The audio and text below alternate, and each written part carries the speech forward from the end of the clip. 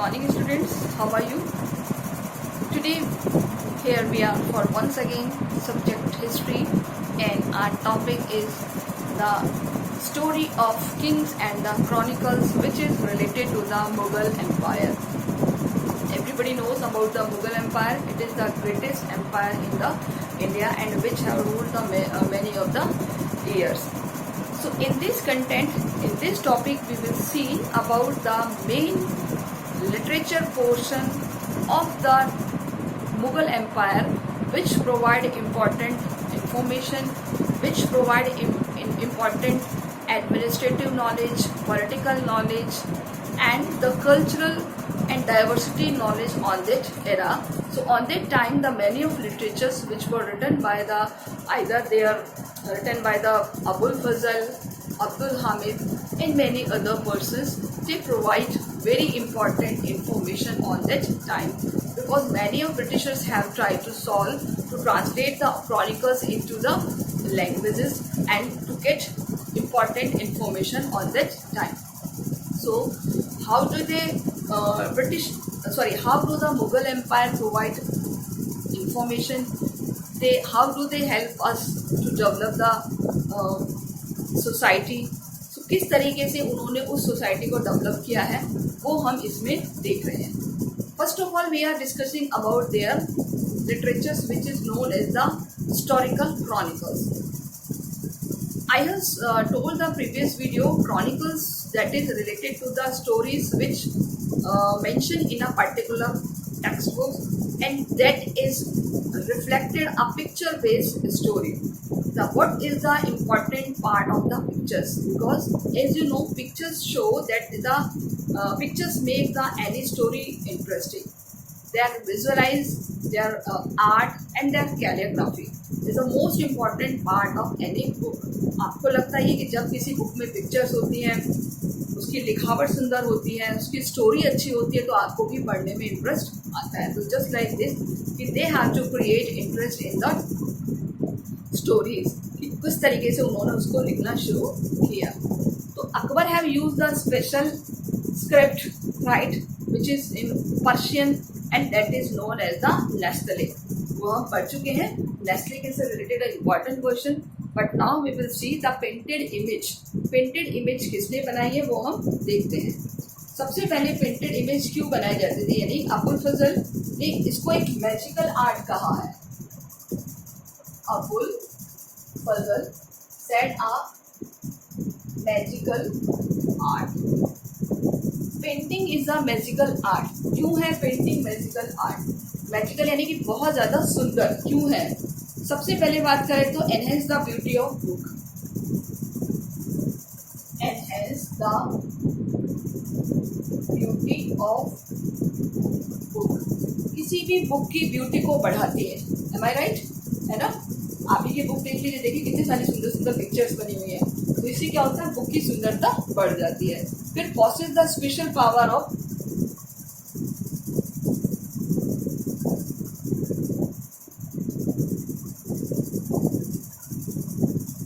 Kingdom. उससे क्या पता चलता है? किंगडम की स्पेशल पावर्स का पता चलता है, उनकी कम्युनिकेशंस का पता चलता है. इसके अलावा क्या पता चलता है? The powers of king. उस टाइम किंग की पावर का पता चलता है कि किस तरीके से वो रहते थे, किस तरह से उनके आभूषण थे, उनके महल कैसे थे, उनकी स्क्रिप्ट कैसी थी. आपकी बुक में देख रहे हैं पिक्चर्स दिखाई हुई है. तो ये आप क्या आइडिया लगा सकते हैं कि उनके देखिए महल कितने सुंदर, उनका स्ट्रक्चर कितना अच्छा है, उनकी लिबास कैसे हैं, उनके वस्त्र कैसे हैं, उनकी ज्वेलरीज कैसी हैं. सो उससे उनकी पावर का पता चलता है. इसके अलावा Abul Fazal describe the painting the magical art.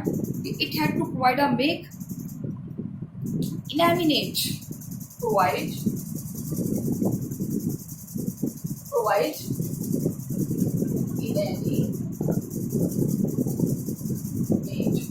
Inanimate का मतलब होता है कि किसी चीज को निर्जीव को सजीव बनाना. इनएनिमेट ऑब्जेक्ट्स लुक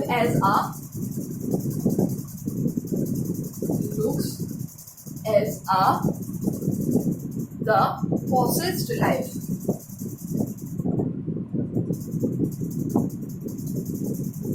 पॉसेस्ड लाइफ, यानी कि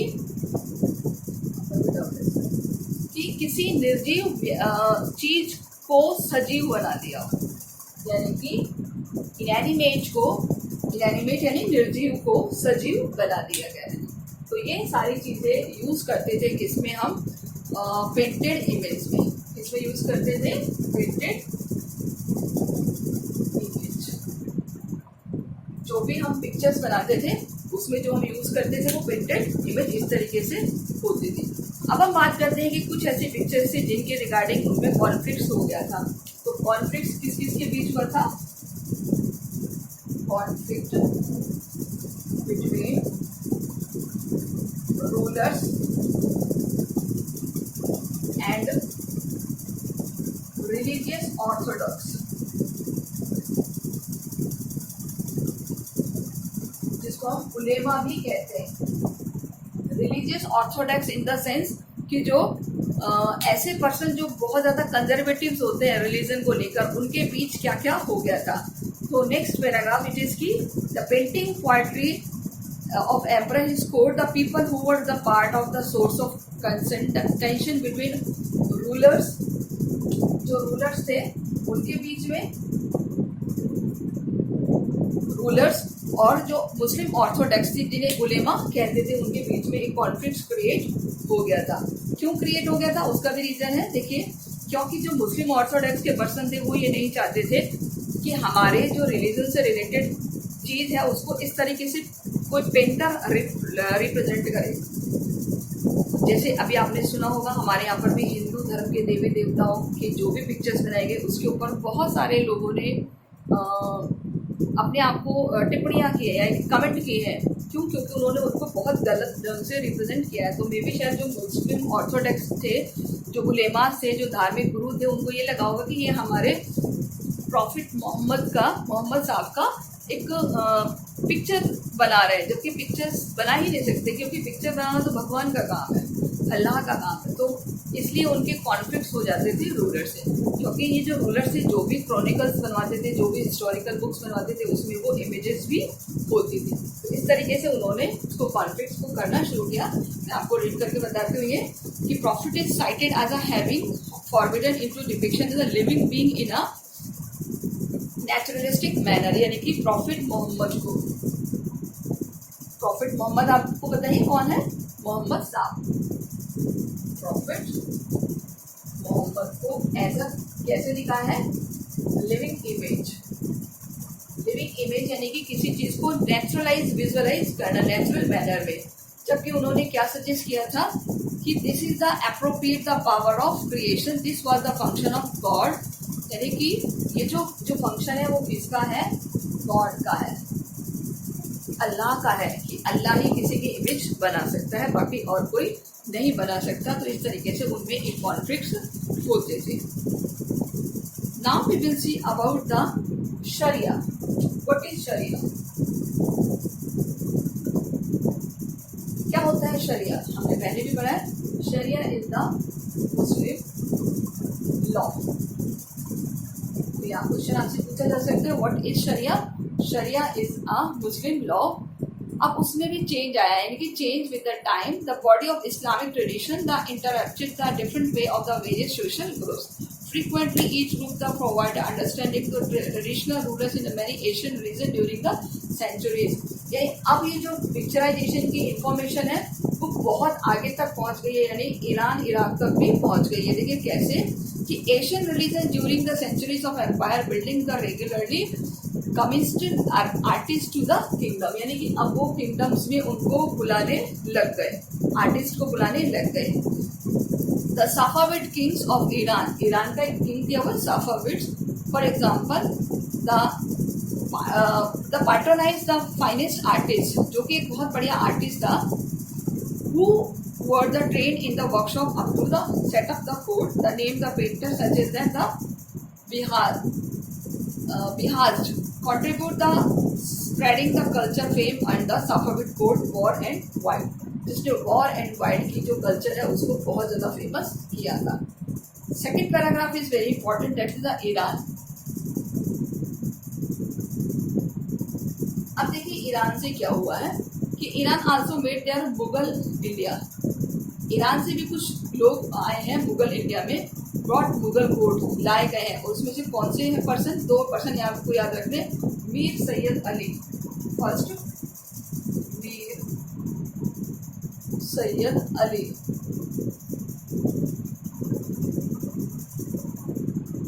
मीर सैयद अली ये पेंटर थे। और सेकंड है that is the Abdul Samad, Abdul Samad, ये दोनों क्या है? पेंटर हैं। और ये कहाँ से लाए गए हैं? ईरान से लाए गए थे, ठीक है, at the time of Humayun. किसके टाइम में लाए गए थे ये? हुमायूं के टाइम में लाए गए थे दिल्ली में, क्लियर। तो इस तरीके से पीपल्स ने अब माइग्रेट करना शुरू कर दिया था, क्लियर। यहाँ पर एक अबुल फजल की स्टेटमेंट है कि there are many that hate painting, कि आज बहुत सारे लोग हैं जो दुनिया में पेंटिंग से हेट करते हैं, यानी कि बहुत सारे लोगों को पेंटिंग पसंद नहीं है, बट वो कहता था आई डिसलाइक, मुझे वो लोग पसंद नहीं है जो पेंटिंग को पसंद नहीं करते थे। Who said that? Abul Fazal, क्योंकि it appear to be the artist to unique way to recognise the god when the must he come to feel that the can not bestow life on his work, यानी कि अगर किसी को कोई visualise कर सकता है, उसका पिक्चर बना सकता है, तो ये उसका बहुत बड़ा क्रिएचर है, बहुत बड़ी एक उसकी परिकल्पना है, जो गॉड के मन में आती है वैसा ही किसी ह्यूमन के मन में आ रही है। So this is a very good way to create something. Okay, now the Akbarnama and the बादशाहनामा।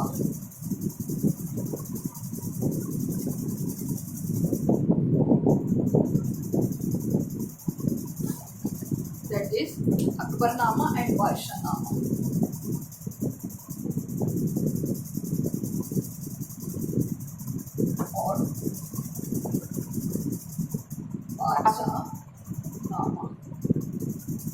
कि क्या है हम देखते हैं अकबरनामा और बादशाहनामा। देखिए किसने लिखे हैं Akbarnama? That is by the Abul फजल।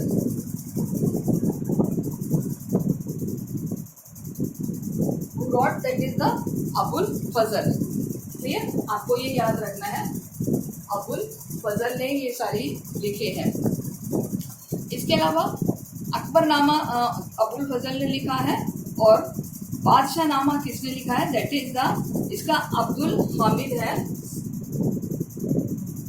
अब्दुल हामिद, जो इसका पिपिल था, अबुल फजल का पिपिल था अब्दुल हामिद, उसने लिखा है बादशाहनामा। इसके टाइम में शाहजहां, ओके, शाहजहां के टाइम में, आपको याद रखना, हालांकि आगे भी इंफॉर्मेशन आएगी, but remember this. So the most well known reach manuscript contain the average 150 full और डबल पेज। इन दोनों में अप्रोक्स कितने पेजेस हैं? 150 पेजेस, और दोनों बहुत अच्छी मैन्युस्क्रिप्ट है। आपको पता है मैन्युस्क्रिप्ट क्या होती है? मैन्युस्क्रिप्ट यानी हाथ से लिखी हुई बुक्स, जिसमें printed of the battle site, size, hunts, building, construction, court scene, सब कुछ दिया हुआ है। क्या क्या दिया हुआ है? कोई बैटल का सीन हो गया, कोई हंट है, शिकार का सीन हो गया, साइज यानी कि कोई व्यू है, बिल्डिंग है, कंस्ट्रक्शन है, वो सारा कुछ इसमें दिया हुआ है। ओके, अकबरनामा जिसके राइटर हैं अबुल फजल। तो यहाँ पर हमें ये तो इम्पोर्टेंट है, हमें एक शॉर्ट नोट प्रिपेयर करना होगा, शॉर्ट नोट ऑन अबुल फजल। यहाँ हमारा एक क्वेश्चन लॉन्ग प्रिपेयर होगा, आप बुक में से देखिए, इंपॉर्टेंट थिंग्स उठाइए इसके बारे में। सबसे पहले अबुल फजल मुगल कैपिटल आगरा में था, was in Mughal capital Agra, यानी वो कहाँ पर था, मुगल कैपिटल आगरा में था। क्लियर। अगर हम बात करें इसके अलावा कि widely read in the Arabic Persian, read Arabic Persian, कौन कौन सी लैंग्वेज वो जानता था, अरेबियन, पर्शियन और ग्रीक। इन सारी लैंग्वेजेस की उसे नॉलेज थी। अब अगर हम बात करें इसके अलावा तो he was a debater, forceful debater, forceful debater. वो बहुत बढ़िया डिबेट करता था, किससे, डिबेटर था। And independent thinker, independent thinker, एक बहुत बड़ा वो सोचने वाला था, विद्वान था। और किसको अपोज करता था, अपोज कंजर्वेटिव उलेमास, और उलेमास को अपोज करता था। इसी वजह से अकबर को ये पसंद था और उसने अपने दरबार में इसको ले लिया था। ठीक है, ये बहुत ही ज़्यादा एडवर्सली स्पोक पर्सन था, बिल्कुल बिंदास बोलने वाला पर्सन था किसी भी पॉलिसीज के लिए, इसलिए अकबर इसको पसंद करता था। Clear. Next we will see about कि इसने बहुत ज़्यादा अपोज किया है मुस्लिम ऑर्थोडॉक्सी को। सो इसने एक शेप भी दी है कि किस तरीके से आगरा को, यानी जो कैपिटल थी अकबर की, उसको और ज़्यादा डेवलप किया जाए। ओके, सो इसने जो अकबरनामा लिखा है वो कब शुरू हुआ है, अकबरनामा कौन से ईयर में शुरू हुआ है लिखना, 1589 में स्टार्ट हुआ है। ओके, स्टार्ट हुआ है 1589 में। और लगभग कितने ईयर्स लगे, 30 ईयर्स, और लगभग 13 साल तक इसने लिखा है। इसका जो बेस था, that is the Chronicle based on the range of source including the actual records of event, यानी कि वाकई ऑफिशियल डॉक्यूमेंट्स और oral testament of the knowledge of persons. ये उस टाइम क्या टेस्टिमोनियल था, एक तरीके से एक टीका जागता सबूत था जो हमें बहुत ज़्यादा इंफॉर्मेशन प्रोवाइड कराता है मुगल एम्पायर की, मुगल डायनेस्टी की। ओके, सो इसके अलावा और क्या क्या दी है कि अकबरनामा इज डिवाइडेड इनटू, तो ये इसमें यहाँ पर क्वेश्चन आ जाएगा अबुल फजल के बारे में नोट से जाएगा। फिर हमारा क्वेश्चन आ जाएगा कि अकबरनामा कब शुरू हुआ लिखना, कितना टाइम लगा लिखने में, और हमें कौन कौन से सोर्सेस मिलते हैं, कौन कौन सी इंफॉर्मेशन मिलती है। वो हम पहले भी देख चुके हैं कि वॉर्स का, महल का, सबका सीन हमें देखने को मिलता है। Next we will see about the कि contribution of Akbarnama.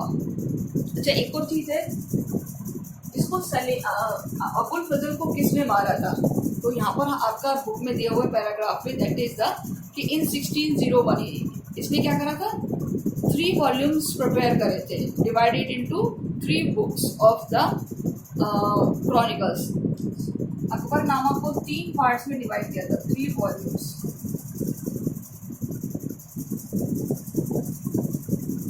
How many volumes, 3 volumes. तो फर्स्ट में क्या था देखिए, फर्स्ट वॉल्यूम में, तो फर्स्ट में हम देखते हैं the history of mankind from Adam to celestial cycle of Akbar's, Adam to Akbar, approx 30 years age. और इसमें क्या है, जितनी भी कैलेस्टियल साइकिल है, खगोलीय घटना है, खगोलीय कालचक्र है, वो सब दिया हुआ है। सेकेंड वॉल्यूम में क्या है, the closes in the 46 regional years. Second में देखिए क्या है, सेकेंड 46 ईयर्स किसके, यानी उसके 46वें साल में जो भी रीजनल ईयर्स हुए हैं। रीजनल मतलब रूल करना, शासन करना, कि उसने कितने साल तक रूल ऑफ अकबर। अकबरनामा है तो नो डाउट अकबर के बारे में इंफॉर्मेशन होगी। लेकिन जो थर्ड था, थर्ड यानी आईने अकबरी, जब वो लिख रहा था यानी उसने लिख चुका था, तो नेक्स्ट ईयर क्या था 1601 में, इन 1601 में क्या था कि next year conspiracy hedge by the prince Salim and murder by his accompany the Vir Singh Bundela. तो सलीम किसने मारा है, यहाँ पर लिख देते हैं, सलीम और वीर सिंह बुंदेला ने क्या करा, इसको मार दिया। किसको मार दिया, अबुल फजल को मर्डर कर दिया। Okay, next paragraph we will see about the contribution of Akbarnama. Akbarnama का क्या कंट्रीब्यूशन है।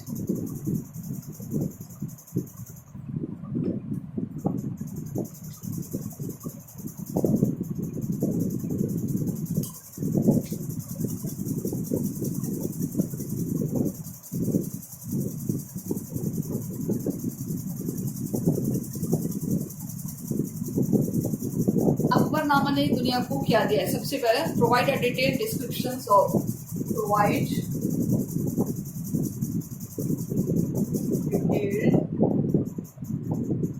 डिस्क्रिप्शन ऑफ अकबर, यानी अकबर के एम्पायर की जो डिटेल इंफॉर्मेशन है वो किसने प्रोवाइड की है, अकबरनामा ने। इसके अलावा record politically significant, record politically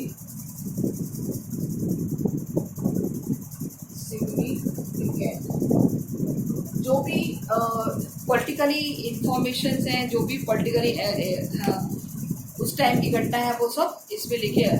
मोर नॉवल सेंस, यानी कि novel sense, more novel sense, उस टाइम की जो सिचुएशंस थी, गिविंग अ सिंक्रोनिक पिक्चर और aspect Akbar's empire, like geographical, यानी कि जोग्राफिकल कैसा था, पॉलिटिकल कैसा था, यानी कि पॉलिटिकल वाला एनवायरनमेंट कैसा था। इसके अलावा social and administration, social and administration and the culture. तो ये हमें एक नए सिरे से देखने को मिला था, without reference in the chronology, यानी कि ये हमें नहीं मिलता अगर हमें ये अकबरनामा नहीं मिलता। तो इसके अलावा Ain-i-Akbari Mughal empire presented having a diverse population, diverse population यानी of different religion, different religion की डाइवर्स पॉपुलेशन भी थी, यानी कि एक मिक्स्ड कल्चर का भी उस टाइम एक ट्रेडिशन था, लाइक हिंदू, जैन, बुद्धिस्ट, मुस्लिम और अदर कस्टम्स, यानी कि वो सारी एक साथ रहते थे। तो कुल मिलाकर हम क्या कहेंगे कि एक मिक्स्ड कल्चर का वहाँ पर एक सिनेरियो था। इसके अलावा जो अबुल फजल ने जो लैंग्वेज यूज करी है, the importance of diction and the rhythm, the text were read aloud, जिसको तेज आवाज में पढ़ा जाता था। This Indo Persian style was patronised at the court. The Indo Persian style, जो इंडो पर्शियन स्टाइल से लिखने की was introduce in his court, कि अकबर के दरबार में किस तरीके से उस शैली को और ज़्यादा बढ़ावा मिला है। तो ये सारे किसके सोर्सेज हैं, ये हमें इंफॉर्मेशन मिलती है अकबर नामा से। क्लियर। अब हम बात करेंगे अबुल फजल की जो पिपिल है, जिसका नाम अभी हमने पढ़ा था, क्या नाम था, अब्दुल हामिद लाहौरी, अब्दुल हामिद लाहौरी। ठीक है, इन्होंने क्या लिखा है, इन्होंने लिखा है बादशाहनामा, which he have write the बादशाहनामा, इन्होंने बादशाहनामा लिखा है।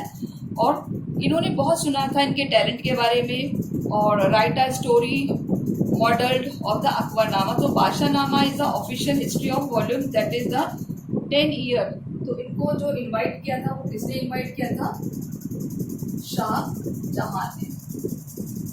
शाहजहां ने इनको अपनी कोर्ट में इनवाइट किया था, अपने दरबार में इनवाइट किया था। Lahori wrote the first and second drafts comprising first 2 decades of the emperor's rule। यानी कि फर्स्ट और सेकंड वॉल्यूम में भी इन्होंने एम्परर्स के रूल के बारे में लिखा है। And these volumes were later revised by the Sadullah Khan.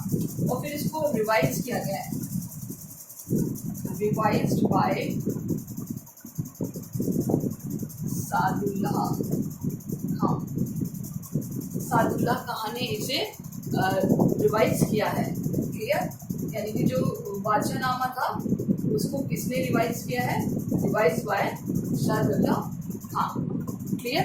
लेकिन क्या हुआ कि जो क्या बोलते हैं इसे, लाहौरी जो शाहदुल्ला खान क्या थे? एक वजीर थे।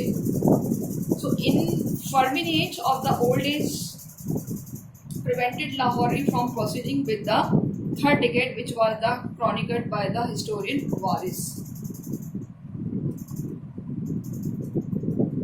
जो इसका रिमेनिंग पार्ट था वो किसने पूरा किया? वो वारिस ने पूरा किया था। क्लियर? यानी कि कंप्लीट जो इसको थर्ड डिकेड्स में किया है।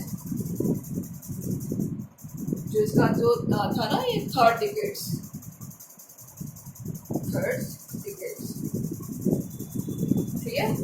तो इस तरीके से इसमें साफ लिखा हुआ देखिए, Lahori road the first and second draft comprising first 2 decades of the emperor's rule। These volumes were later revised by the Sadullah Khan, Shahjahan's वजीर, जो कि उसके वजीर थे।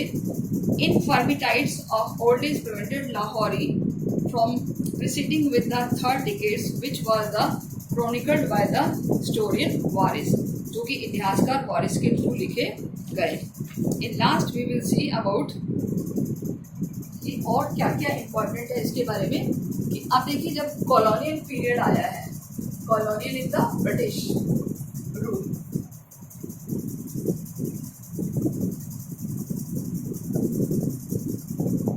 यानी कि ब्रिटिश कॉलोनियल पीरियड में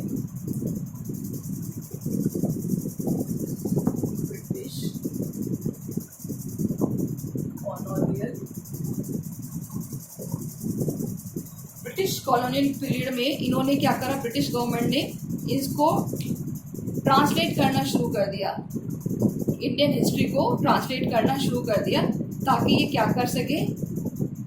वहाँ की नॉलेज को अचीव कर सके, to achieve the knowledge of Indian history. जब तक ये बुक का ट्रांसलेट नहीं करेंगे तब तक ये इंडियन हिस्ट्री की नॉलेज कहाँ से लेंगे? And create a achiever knowledge about the Indian subcontinent and help to better understand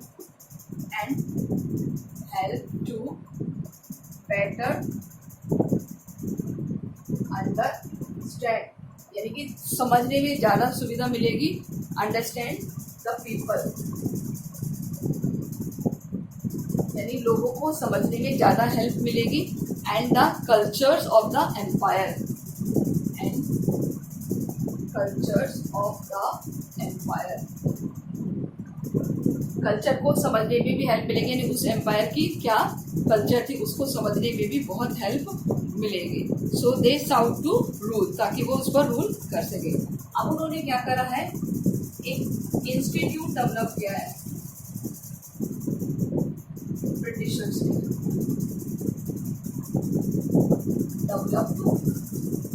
institute जिसका नाम है that is the Asiatic Society of Bengal.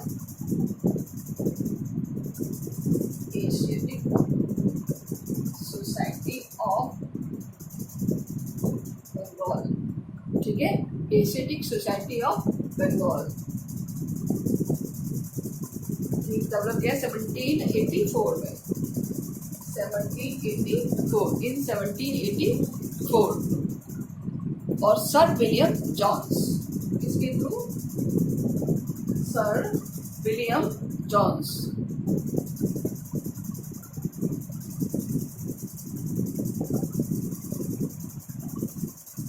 Sir William Jones. तो ये इम्पोर्टेंट पार्ट है इसका,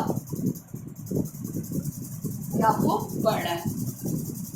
to undertook the editing, printing and the translation of many Indian manuscripts. इन्होंने क्या किया, बहुत सारी इंडियन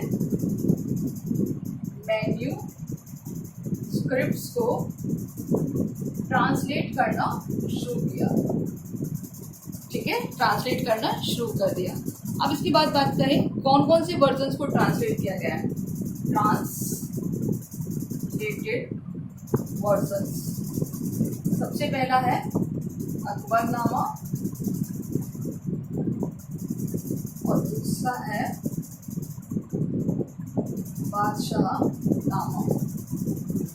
दोनों को ट्रांसलेट किया गया है इंग्लिश में, ट्रांसलेट किया गया है इंग्लिश में। ठीक है, कि यानी कि the edited version of the Akbarnama and Badshahnama were first publish by the Asiatic Society in 19th century और 20th century Akbarnama was translated into English by the Henry Beveridge.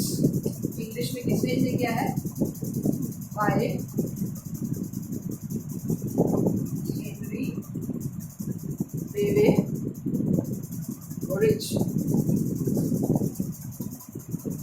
In 20th century, 20वीं सदी में। यानी कि इनका ट्रांसलेशन शुरू हो गया था 19th century में, बट अर्ली 20th century में अकबरनामा वॉज ट्रांसलेट। सबसे पहले इसको ट्रांसलेट किया है Akbarnama, okay, into which language, English, by the Henry Beveridge after year a hard labour, बहुत ज़्यादा कठिन परिश्रम के बाद। So only experts of the Badshahnama have been translated into English to date. यानी बादशाहनामा को भी इसका ट्रांसलेट किया गया है। The text its entirety still await translation, यानी इसका कुछ पार्ट अभी रिमेन है, ट्रांसलेट होना रिमेन है, यानी कि सम पार्ट इज अवेट, कुछ पार्ट है जो इसका अभी वेट कर रहा है कि किस तरीके से इसको और ट्रांसलेट किया जाए। क्लियर?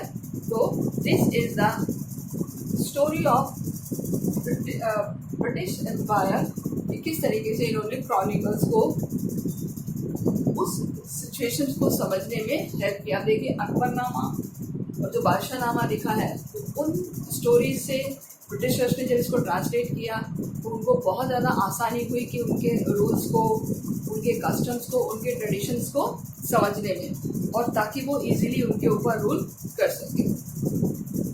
तो स्टूडेंट्स बहुत ध्यान से पढ़िए, बहुत इम्पॉर्टेंट टॉपिक है, काफ़ी लंबा टॉपिक भी है, हमें इसको इस तरीके से ही समझ के कंप्लीट करना है। सो आई थिंक आपको बहुत अच्छे से समझ में आ गया होगा। जो भी आपको यहाँ पर लिख के बताया जा रहा है, this is the important part of या important question of this content. So remember this कि सारे क्वेश्चंस आपको सॉल्व करने हैं। In all questions are important. Find out small questions which are related to the 1 marks. I have tried to select maximum questions की हम कोशिश करते हैं कि आपको मैक्सिमम से मैक्सिमम क्वेश्चंस आएँ और हम इनको सॉल्व करें। But try yourself to give better in your exam and read it regularly, confirmly. जहाँ कहीं भी कोई प्रॉब्लम हो तो उसको कोशिश करिए आप उसको अच्छे से सॉल्व कर सकें। So I think enough for today. Because I'm telling you that some students are not giving response properly. I don't know why, but I'm saying that is कि give response, क्योंकि ज़रूरी है। अगर आप response देंगे तो पता चलेगा कि हम आप कितनी पढ़ाई कर रहे हैं बोर्ड्स के लिए। So you are belong to board and कोशिश हमारी यही होती है कि ज़्यादा से ज़्यादा हम चीज़ों को ईजी करके आपके सामने रिफ्लेक्ट करें। ओके, ईजी से ईजी लैंग्वेज में, ईजी चीज़ें ट्रांसलेशन में। So after that it's your responsibility to get maximum information। अपने आप को ज़्यादा से ज़्यादा इंफॉर्मेशन लेके रखो ताकि आपके लिए ये काम आए। सो आई थिंक स्टूडेंट्स आप समझ गए होंगे। कोशिश करिए रेगुलर पढ़ाई करने की। Okay, I hope you will do that. Okay, thank you students.